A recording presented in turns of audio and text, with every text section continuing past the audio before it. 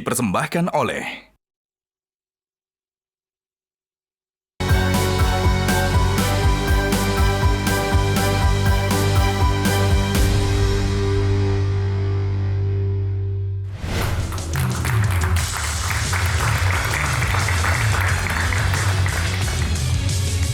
Assalamualaikum warahmatullahi wabarakatuh. Selamat malam. Pemirsa, selama bulan Ramadan 2026 ini, selama 1 bulan penuh, Top Economy hadir mengupas ekonomi Islam mulai dari ekonomi Islam di Indonesia hingga ekonomi Islam global dalam Top Economy Special Islamic Economic. Top Economy Special Islamic Economic ini membawa misi utama yaitu menguatkan posisi Indonesia menuju pemimpin ekonomi Islam global. Dan pekan ini pemirsa hadir otoritas moneter di Indonesia yaitu Bank Indonesia dan Otoritas Jasa Keuangan Indonesia atau OJK. Dan bersama saya Vera Bahaswan, inilah Top Economy Special Islamic Economy. Indonesia menargetkan tahun 2045 mencapai status negara maju dalam visi yang dikenal sebagai Indonesia Emas 2045. Menuju Indonesia Emas 2045, salah satu faktor penentunya adalah ekosistem ekonomi syariah. Mengapa? Sebab volume ekonomi Islam global sangat fantastis, tembus 100.000 triliun rupiah. Indonesia harus menguatkan ekonomi syariah sebagai bagian dari fondasi ekonomi nasional menuju Indonesia Emas 2045. Berdasarkan data The State of Global Islamic Economy tahun 2025, Indonesia sudah berhasil sebagai negara peringkat ketiga dunia ekonomi syariah global. Indonesia unggul di sektor busana muslimah peringkat 1 dunia, pariwisata ramah muslim peringkat 2 dunia, dan kosmetik serta farmasi halal peringkat 2 dunia. Kini ekonomi syariah Indonesia terus tumbuh dan melaju. Menuju Indonesia Emas 2045, Indonesia sudah seharusnya menjadi negara dengan ekonomi syariah nomor 1 di dunia.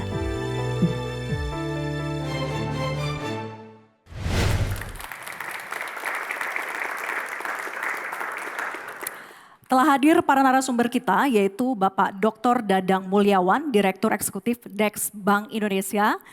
Terima kasih sudah hadir Bapak.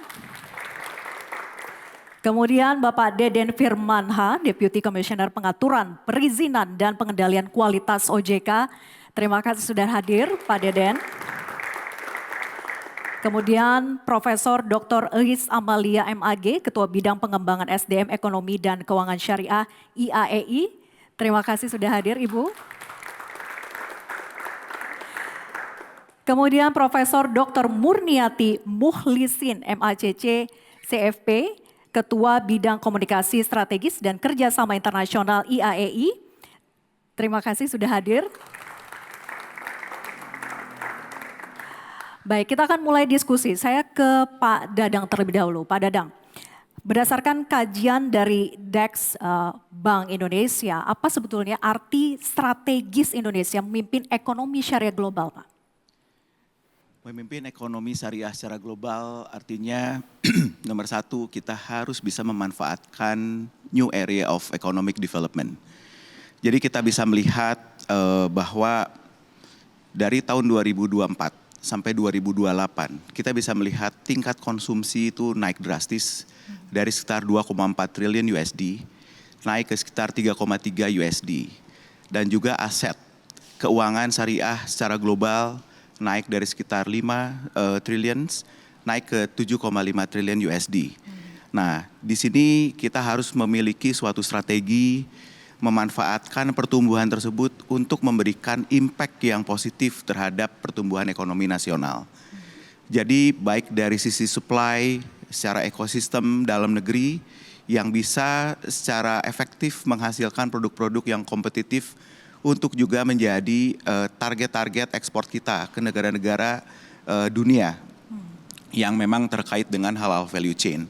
Jadi kembali lagi kami harus berterima kasih kepada Bappenas yang sudah memasukkan program pengembangan ekonomi syariah di dalam RPJMN yang sangat jelas di sana dan kemudian juga masuk di dalam Astacita pemerintah yang memang ekonomi syariah menjadi area yang membutuhkan suatu perhatian yang intens, baik secara sistemik fundamental, membangun ekosistem sehingga menghasilkan suatu produk dan juga tentunya hasilnya harus juga memberikan efek terhadap GDP dan juga pemerataan terhadap pembangunan ekonomi bukan hanya sebagai consumers, akan tetapi juga pihak-pihak yang ikut di dalam program pembangunan itu menjadi part of the economic agent di Indonesia.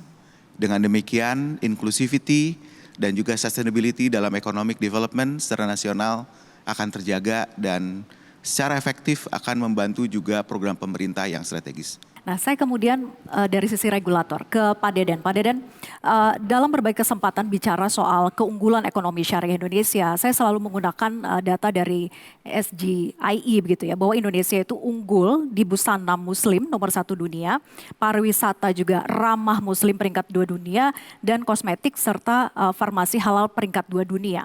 Nah, dari sisi regulator sendiri, apa yang bisa disupport Pak untuk ini? Baik, terima kasih Mbak Vera. Jadi kalau kita lihat tadi Pak Dadang, Mbak Vera juga sempat menyinggung masalah ekosistem. Nah, memang pengembangan ekonomi syariah ke depan mau tidak mau tentunya harus didasarkan pada perkembangan ekosistem. Karena tadi sebagaimana disampaikan bahwa di beberapa sektor ekonomi secara global ranking kita sudah cukup baik.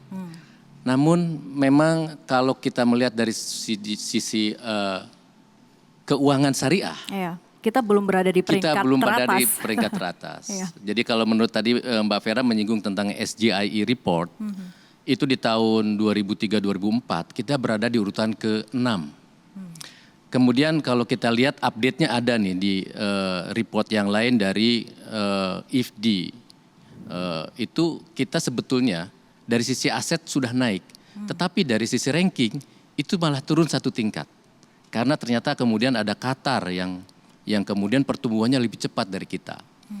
Terakhir di Desember 2025 dan kemudian mulai memasuki Januari, Februari 2026 ini, sebetulnya ekonomi, keuangan syariah kita juga tumbuh sekitar 8,5%.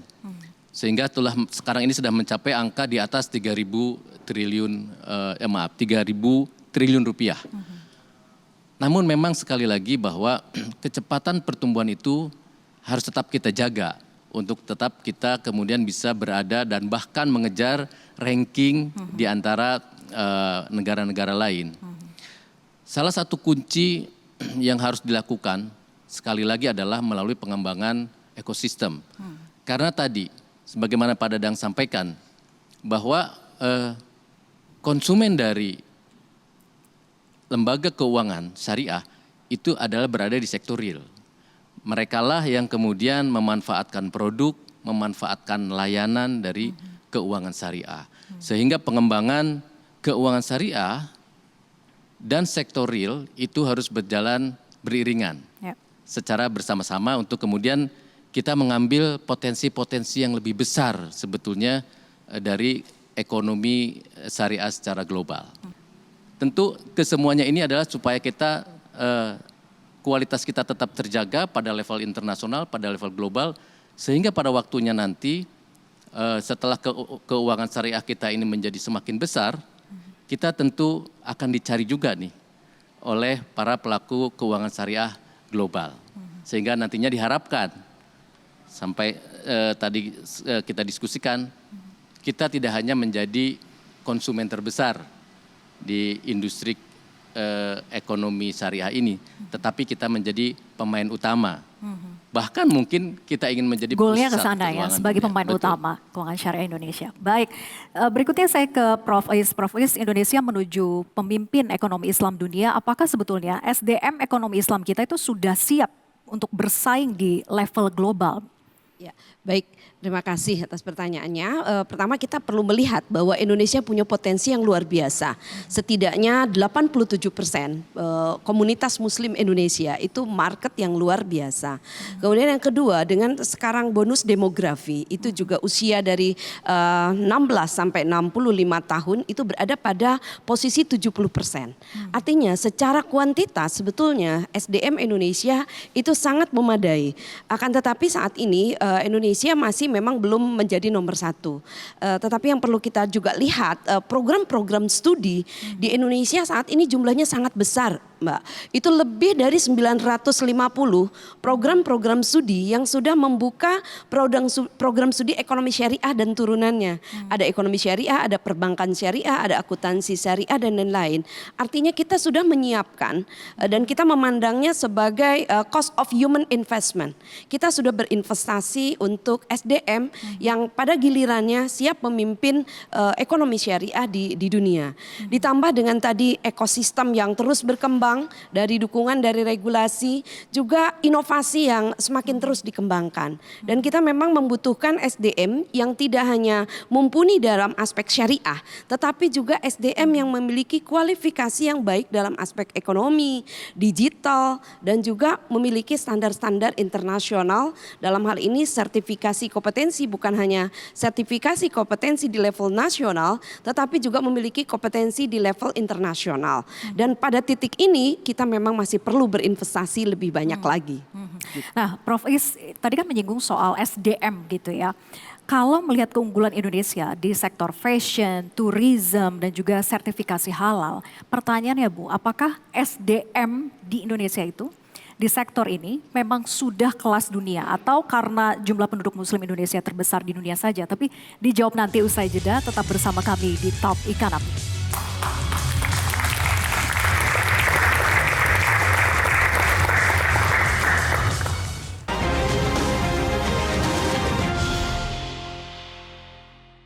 Dipersembahkan oleh,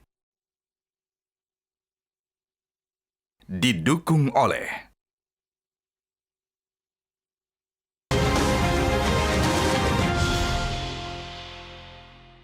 dipersembahkan oleh,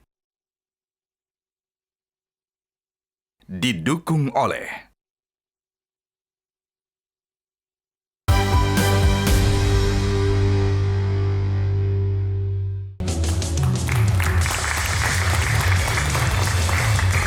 Anda kembali bersama kami di Top Economy, Special Islamic Economy. Kita lanjutkan diskusi tadi dari Prof. Is.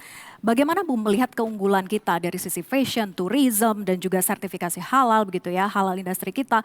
Tapi SDM-nya apakah itu sudah mumpuni, memang sudah sesuai dengan kelas dunia atau kelas global? Ya, baik. Pertama untuk pengembangan industri halal saat ini kan kita tahu bukan hanya perbankan, lembaga keuangan syariah tapi juga industri halal. Kita sudah punya Undang-Undang Nomor 33 Tahun 2014 di mana mandatori semua produk-produk yang ada di Indonesia wajib memiliki sertifikasi halal. Dan kita sudah melihat banyaknya player-player baru, pemain-pemain baru di sektor industri halal baik di fashion, kosmetik, kuliner dan lain-lain. Dan ini sudah mulai memasuki pasar bukan hanya pasar nasional tetapi pasar ASEAN dan juga internasional. Misalnya kosmetik, kita punya kosmetik yang mungkin kita nggak menyebutkan mereknya tetapi itu sudah masuk ke pasar internasional. Kita membutuhkan memang masih SDM. Yang dibutuhkan adalah memang peningkatan SDM yang memiliki kapasitas bukan hanya memproduksi tetapi inovasi dalam produk-produk sehingga kita bisa menghasilkan produk-produk halal yang kompetitif di level dunia. Dan untuk itu juga dibutuhkan adanya auditor halal yang bukan hanya standar auditor halal nasional, karena di kita ada auditor halal, ada penyelia halal, ada asesor halal, ada pendamping halal, bahkan juru sembelih halal. Ini harus berstandar internasional sehingga kebutuhan SDM ini tidak juga memenuhi hanya di Indonesia tetapi juga dibutuhkan misalnya juru sembelih halal di negara-negara yang memang di sana kategori non muslimnya sedikit begitu. Nah, untuk itu kita perlu mematchingkan antara kurikulum yang ada di perguruan tinggi dengan industri sehingga orientasi link and match ini perlu terus kita bangun bahwa Kurikulum di perguruan tinggi harus menyesuaikan dengan perkembangan industri dan demikian juga industri perlu mempertimbangkan dan perlu masuk ke dalam penyusunan atau desain kurikulum di level perguruan tinggi. Dan ini perlu kita benchmarking ke negara-negara lain.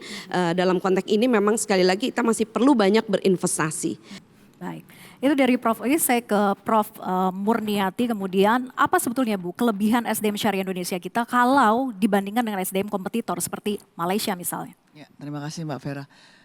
Kalau kita lihat dari Indonesia yang tadi sudah disebutkan oleh Prof. Is, kita memiliki 950 program studi. Itu tidak dimiliki oleh Malaysia sebanyak itu ya. Nah 950 program studi ini kalau kita jadikan talent pool, artinya setiap tahun katakan rata-rata kita meluluskan 50 per program studi misalnya, itu luar biasa 5.000 alumni yang siap untuk diserap di lapangan kerja maupun bisnis syariah. Nah kemudian satu lagi yang kelebihan kita adalah ekosistem yang tadi disebutkan oleh Pak Deden. Ekosistem itu kalau kita sebutkan, saya selalu merujuk kepada ekosistem hexahelix, di mana ada ABG dan MAC, academic, business, and government, and then ada media, ada aggregator, and community. Kita lengkap banget. Sehingga talent-talent pool kita ketika mereka memerlukan dari sisi pengalaman, kemudian juga ilmu-ilmu serapan, mereka sudah bisa pergi kemana yang mereka harus tuju itu sudah ada di sekitar mereka. Nah kemudian yang ketiga adalah bagaimana ketika Tridharma ini, kita kenal dengan Tridharma pendidikan, ada penelitian, ada pemberdayaan masyarakat. Ini juga sudah menjadikan satu kesatuan dari ekosistem yang sudah disediakan untuk talent pool kita. Nah sehingga misalnya kita bicara soal pemberdayaan masyarakat, mereka bisa dengan mudah mencari kearifan lokal dari ujungnya Aceh sampai ke Papua sana, begitu kayanya kita, sehingga menambah kemampuan mereka untuk bagaimana membumikan ilmu-ilmu yang mereka dapatkan, sehingga mereka nanti bisa diserap di dunia kerja maupun bisnis. Nah kemudian lagi dari segi penelitian misalnya, banyak sekali dari lembaga keuangan syariah saja, kita ada ribuan koperasi. Kemudian bank-bank umum syariah, kemudian unit usaha syariah, kemudian itu baru perbankannya, belum lagi asuransinya. Jadi sangat kaya sekali yang mereka bisa kemudian jadikan bahan-bahan penelitian. Data-datanya apalagi BPS sekarang, kemudian data-data dari setiap bank juga sangat-sangat memungkinkan untuk didapati dari secondary data yang dapat di website, yang merupakan ini suatu kekayaan yang dimana mereka bisa memperkaya kualitas pendidikan. Itu Mbak Vera. Jadi artinya kita tidak kalah sebetulnya begitu ya Bu ya? Iya. Oke, dibandingkan dengan Malaysia ataupun bahkan Timur Tengah. Iya. Baik, saya ke Pak Deden kemudian. Pak Deden, untuk mengintegrasikan Pak dari ekonomi syariah dalam ekosistem keuangan konvensional Indonesia, bahkan global, OJK punya strategi ekosistem inklusi atau EPIX gitu ya. Nah seperti apa kemudian praktik di lapangannya? Apakah ini mendorong semua lembaga keuangan untuk punya layanan syariah hingga pelosok atau seperti apa? Baik, terima kasih Mbak Vera. Jadi sebetulnya EPIX itu memang fokusnya adalah kepada inklusi. Jadi meningkatkan akses layanan keuangan syariah kepada seluruh masyarakat Indonesia khususnya.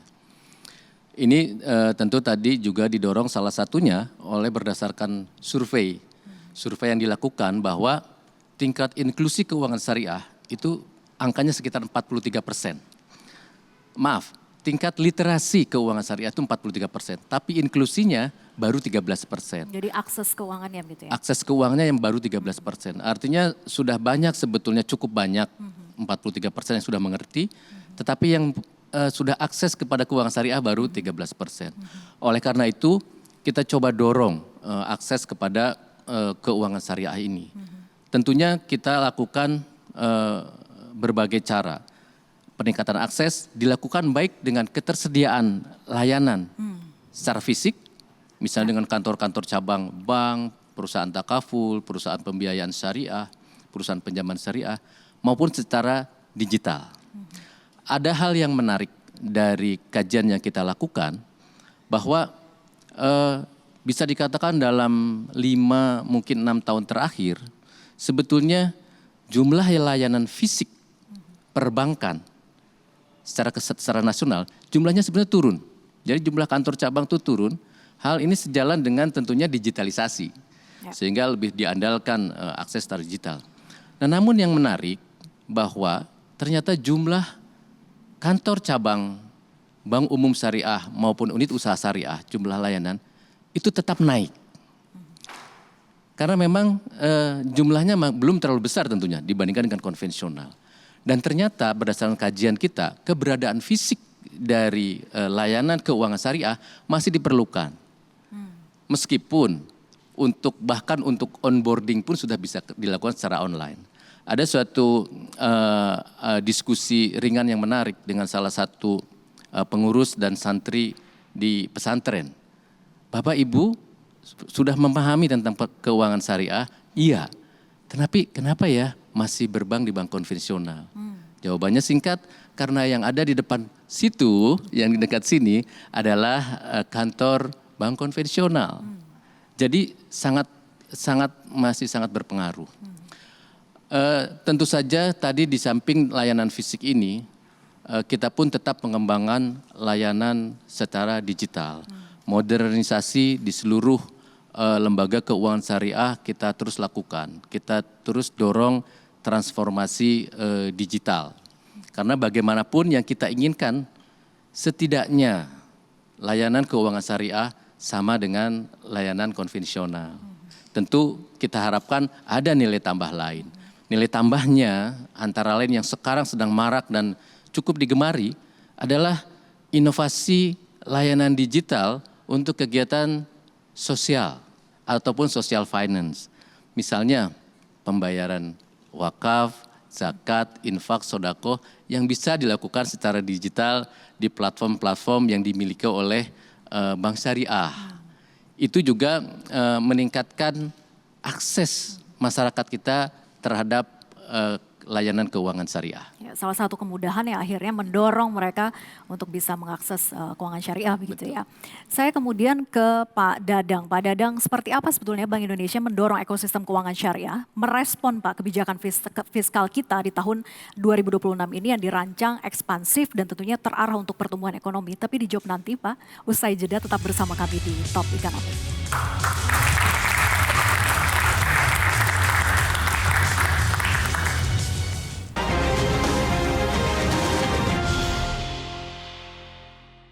Dipersembahkan oleh, didukung oleh,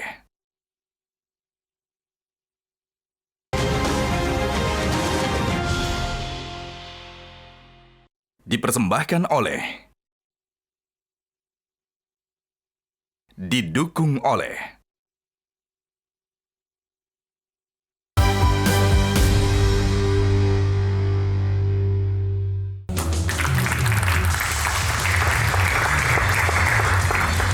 Anda kembali bersama kami di Top Economy. Kita lanjutkan diskusi tadi ke Pak Dadang. Jadi Pak Dadang, seperti apa sebetulnya BI untuk mendorong ekosistem keuangan syariah merespon kebijakan fiskal tahun 2026 ini yang dirancang harus ekspansif dan terarah untuk pertumbuhan ekonomi kita?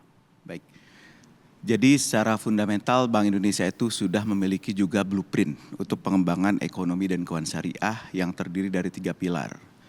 Pertama, kita tentunya concern untuk penguatan pilar ekonomi, di mana sektor produksi kita juga harus kuat, efisien, dan bisa bersaing. Kedua, juga dari sumber keuangannya, sehingga pilar kedua ini bagaimana memperkuat sistem keuangan kita. Nah, untuk Bank Indonesia ada area moneter, makroprudensial yang nanti akan berkaitan dengan OJK. Selain itu juga kita ingin juga mensupport pengembangan Islamic Social Finance, yaitu sumber keuangan syariah yang sifatnya sangat low cost dan risk absorbing. Terus yang ketiga, yang tidak kalah pentingnya, pilar ketiga adalah pilar literasi. Tidak mungkin orang memiliki suatu tindakan ekonomi ya, pengembangkan tanpa preferensi yang cukup di area ekonomi. Nah, untuk itu mungkin saya ingin mulai dari apa yang langsung berada di bawah mandat Bank Indonesia. Untuk area moneter, mungkin Indonesia itu pertama di dunia, di mana operasi moneternya itu sangat-sangat syariah compliant, di mana produk moneter atau instrumen moneter yang dikeluarkan itu interlink dengan sukuk-sukuk yang diterbitkan oleh pemerintah. Sehingga kita bisa melihat suatu interkoneksi antara fiskal moneter. Dan saat ini dalam beberapa kesempatan kita bisa lihat bahwa kedalaman pasar keuangan syariah walaupun room for improvement itu masih banyak, tapi dalam beberapa ada sedikit gangguan itu sudah sangat membantu perbankan syariah itu berada dalam kondisi yang sangat stable. Namun demikian kita berharap tentunya bekerja sama dengan Kementerian Keuangan ya, bahwa Kementerian Keuangan itu sudah juga menerbitkan yang namanya Green Sukuk. Jadi kalau boleh dibilang mungkin pertama di dunia instrumen bank sentral untuk syariah yang green pertama kali adalah Indonesia. Dan sangat juga interlink juga dengan instrumen fiskal yang juga diterbitkan oleh keuangan syariah. Itu berada secara integrated dengan keseluruhan sistem keuangan atau sistem perbankan nasional, pengembangan ekonomi, khususnya UMKM. Kita dorong bukan hanya yang sekarang ini sudah existing. Kita juga melihat seperti contohnya yang menarik pesantren. Kita punya lebih dari 30.000 pesantren. Nah sekarang Bank Indonesia gimana caranya? Kita ada satu program menarik strategis namanya Gerbang Santri. Bagaimana membawa teknologi digital kepada bukan hanya teknologi digital ya, tapi juga teknologi di dalam production.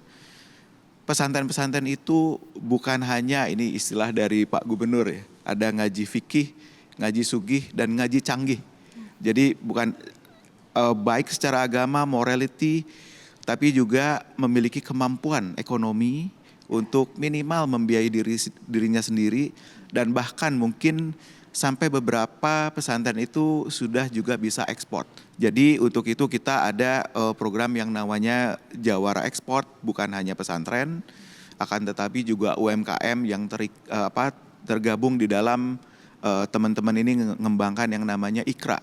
Ikra itu adalah suatu platform bagaimana kita bisa mengempower UMKM kita memiliki daya saing baik pada level nasional sampai ke global.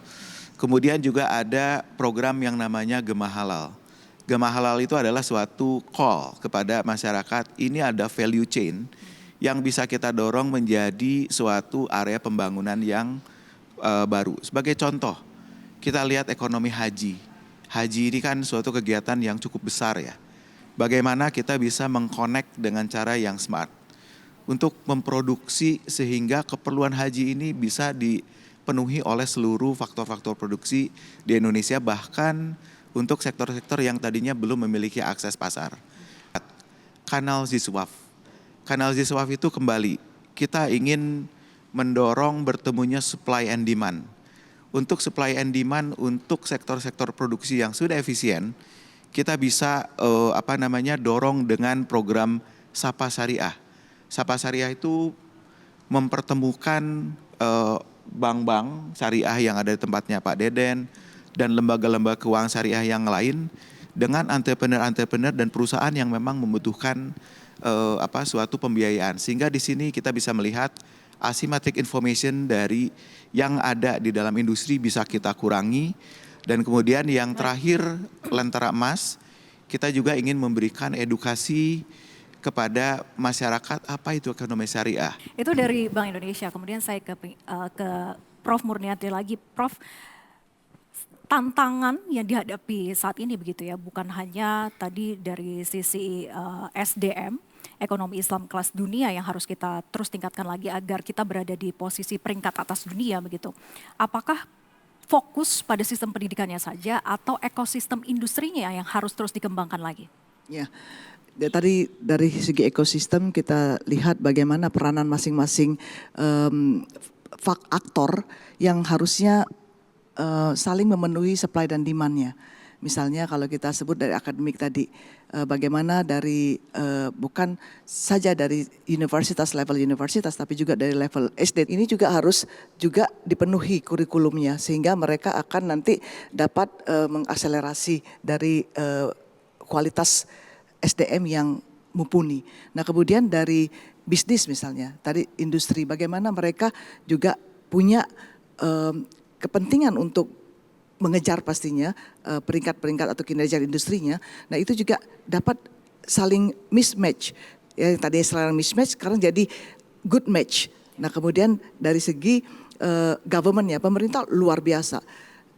Saya salut dengan Bank Indonesia dan OJK yang Bank Indonesia saat ini sudah banyak sekali menghasilkan gebrakan-gebrakan untuk bagaimana ekonomi syariah yang tadinya hanya perbankan syariah sekarang sudah ke ekonomi syariah yang tentu saja bukan hanya keuangan tetapi juga industri halal dari fashionnya semuanya itu dikuatkan dari sisi transformasi kemudian pengembangannya.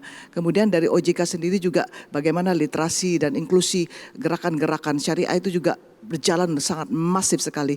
Nah kemudian juga dari Astacita sendiri itu juga walaupun dari 8 Astacita ya 8 poin itu tidak secara obvious disebutkan ekonomi syariah tapi di dalamnya sebenarnya sudah mendukung ekonomi syariah dan ini dari pemerintah sendiri sudah makin lama makin terasa dari kacamata awam bahwa syariah itu sudah mulai lebih digalakkan, bukan hanya diperhatikan tapi lebih digalakkan lagi. Nah tinggal yang tadi bagaimana dari sisi support sistemnya yaitu media berapa banyak seperti Metro TV yang luar biasa yang sudah membuat program khusus misalnya untuk mengembangkan ekonomi syariah dari waktu ke waktu bukan hanya di bulan Ramadan harapannya setiap bulannya karena memang dari sisi akselerasi informasi ternyata digitalisasi TV, kemudian media-media digital ini sangat mengena di setiap penjuru Indonesia. Nah ini yang mungkin bisa kita kuatkan lagi bagaimana sistem kurikulum yang kita sudah ada dikaitkan dengan ekosistem internasional yang menjadikan nanti ujungnya talenta yang kita adakan, yang kita dapati juga dapat berkompetisi secara internasional. Gitu Mbak Vera. Kita akan lanjutkan usai jeda tetap bersama kami di Top Economy.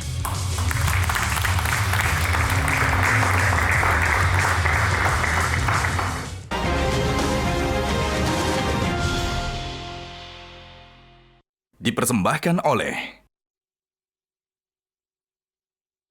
didukung oleh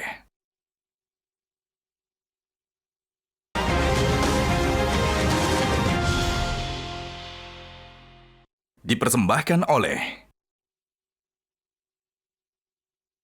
didukung oleh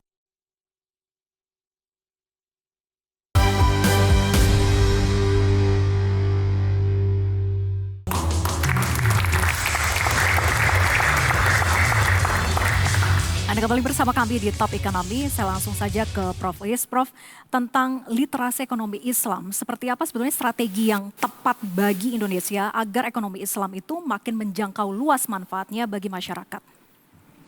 Saya kira literasi harus dilakukan berdasarkan segmentasi yang jelas karena tadi ada segmentasi di level komunitas wanita misalnya, di komunitas pengusaha, di level akademisi. Saya kira ini harus berdasarkan level-level yang sesuai dan tepat. Kemudian kaitannya juga dengan literasi, kita perlu menyiapkan tentu SDM yang di level perguruan tinggi tadi adalah mau tidak mau saat ini harus kita lakukan reformasi struktur kurikulum. Kemudian di level lembaga sertifikasi profesi ini juga sangat penting untuk memperkuat kapasitas SDM dan kemudian di level industri ini juga perlu memperhatikan sosialisasi literasi ke dunia yang lebih luas dan bukan hanya kepada mereka yang sudah memahami ekonomi syariah. Literasi kita harus diperluas sehingga kita perlu inklusif ke komunitas justru mungkin non muslim, ke komunitas para pengusaha yang level menengah dan besar. Ini harus masuk di samping pesantren, sekolah, kemudian perguruan tinggi dan industri, tetapi juga pada level-level komunitas yang lebih makro sehingga ekonomi syariah ini bisa disampaikan secara inklusif. Kemudian saya ke Pak Deden. Pak Deden, berbagai upaya naik kelas ekonomi syariah Indonesia kita begitu ya, baik itu kita bicara soal literasinya maupun juga inklusinya atau perluasan akses keuangan syariah di masyarakat. Seperti apa kemudian OJK itu bisa mendorong dua faktor kunci yaitu literasi dan juga inklusi keuangan, penguatan ekonomi syariah Indonesia ini agar cepat naik kelasnya? Baik, terkait dengan literasi dan inklusi keuangan meskipun tadi disampaikan memang banyak sudah dilakukan oleh OJK. Tapi sebetulnya kegiatan itu pun sudah banyak juga dilakukan oleh semua stakeholders keuangan syariah. Yang lebih kita perlukan lagi ke depan adalah bahwa perlu adanya kebijakan yang bersifat holistik dan terintegrasi. Saya sampaikan holistik artinya komprehensif, semua sektor semua kita pihak gerakan terlibat. dan semua pihak terlibat serta terintegrasi. Dalam artian segala kebijakan yang kita tujukan untuk peningkatan inklusi, literasi keuangan kita lakukan secara bersama-sama. Sebetulnya kita sudah punya sekarang ini Komite Nasional Ekonomi dan Keuangan Syariah. Dan KNEKS inilah yang kemudian mengorkestrasi kegiatan literasi dan inklusi keuangan syariah ini. Di samping itu tentunya ada hal bahwa kita tetap terus mengupayakan perbaikan dari sisi ketentuan atau peraturan. Kenapa saya sampaikan demikian? Karena kalau kita ingin naik kelas tadi, menjadi pelaku utama di ekonomi dan keuangan syariah, maka tentunya kita harus memberikan kepastian hukum dan juga kemudahan berusaha bagi orang-orang yang kemudian bergerak di industri keuangan syariah, baik secara nasional maupun nantinya secara global. Yang berikutnya tentu tadi yang banyak kita bahas tentang pengembangan sumber daya manusia yang harus terus-menerus kita lakukan. Dan terakhir, meskipun sudah banyak sekali dukungan yang diberikan oleh pemerintah dan berbagai macam regulator dan stakeholders yang ada di kita, memang kita perlukan affirmative action dari pemerintah berupa dukungan, berbagai kebijakan dan program nyata yang kita tujukan untuk semakin memperkuat dan mengembangkan keuangan dan ekonomi syariah kita. Kebijakan holistik itu yang sangat dibutuhkan Betul. saat ini begitu ya. Saya kemudian ke Prof. Murniati. Prof, tentang digitalisasi Prof, ekonomi, ekosistem ekonomi Islam Indonesia. Seperti apa kemudian update terkini dan roadmap Indonesia menuju pemimpin ekonomi? Ya, dari segi digitalisasi tadi sudah pernah disebutkan juga oleh Pak Dadang bahwa kita di Bank Indonesia sendiri ada payment sistemnya, kemudian di OJK sekarang sudah mulai dari inovasi teknologi keuangan, kemudian kriptonya, kemudian ada P2P-nya, kemudian ada SCF-nya. Nah ini sudah makin diberikan regulasi yang sangat komprehensif.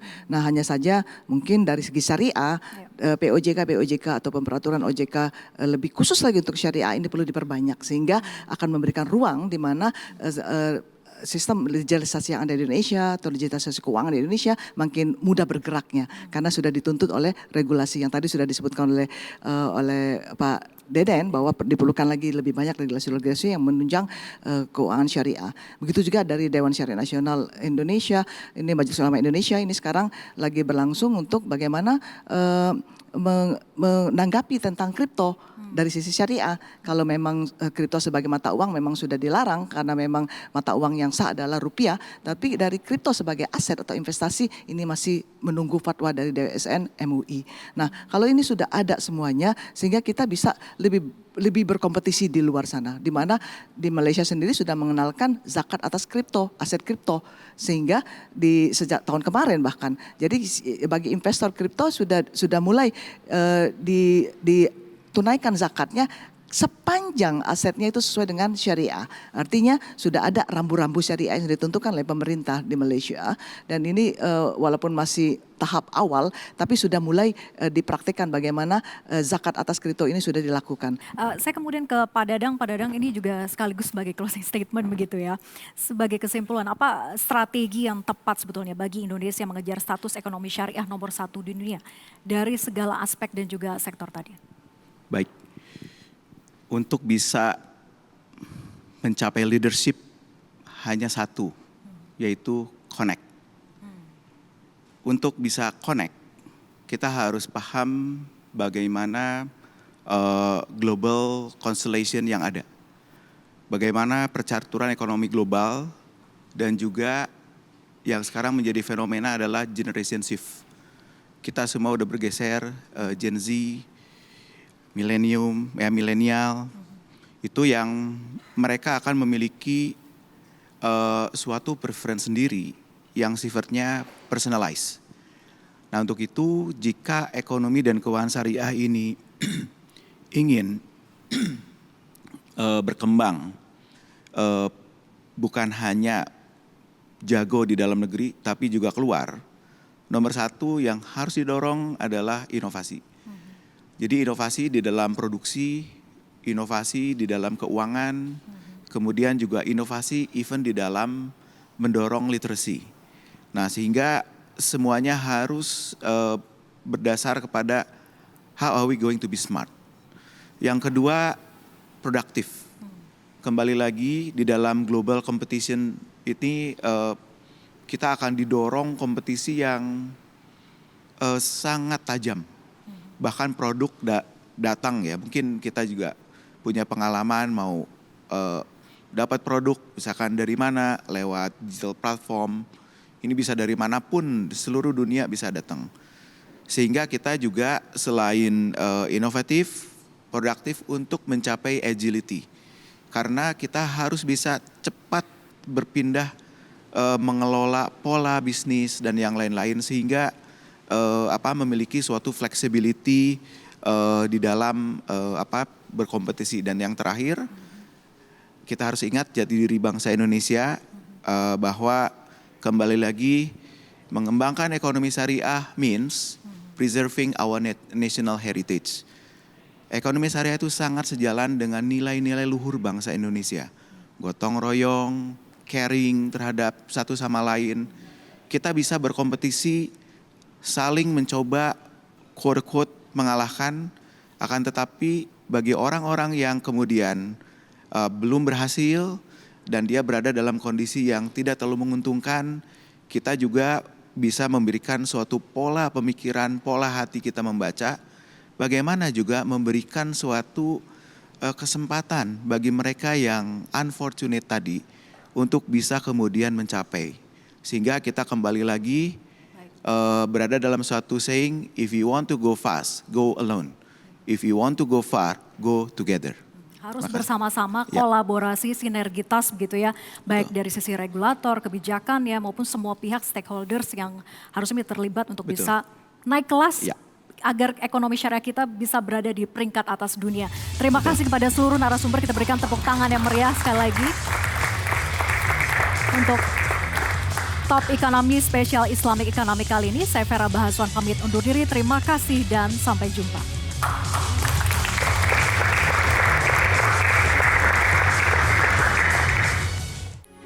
Metro TV.